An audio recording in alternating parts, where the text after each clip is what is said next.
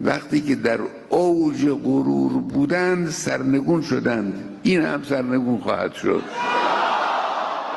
علی خامنه‌ای کی بود؟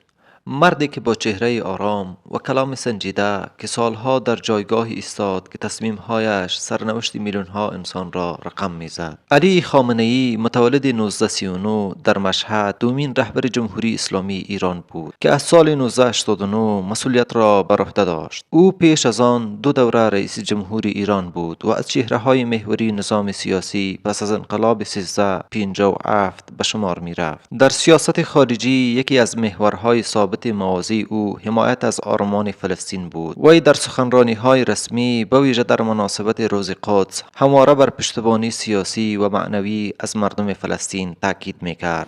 وحدت رو حفظ کنید. ملت یک پارچه بر هر دشمنی فائق میاد.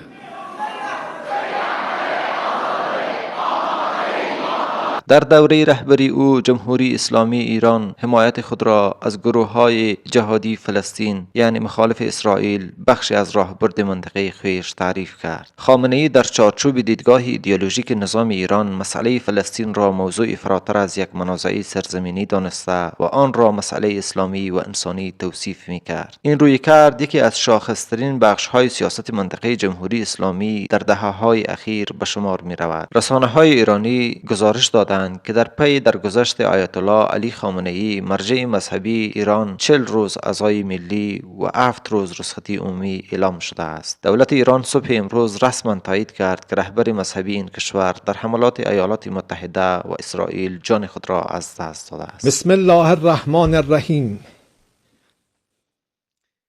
انا لله و انا الیه راجعون. ملت بزرگ ایران، روح بلند پیشوای ملت بزرگ ایران و پیشقراول امت اسلامی حضرت امام خامنه‌ای با نوشیدن شهد گوارای شهادت در ماه مبارک رمضان به ملکوت اعلی پیوست. مرگ وی واکنش‌های گسترده جهانی را برانگیخت. اما سوال اینجاست که با کشته شدن علی خامنه‌ای در منطقه اوضاع سیاسی چگونه خواهد بود؟ شما میتوانید نظریات خود را با ما شریک سازید.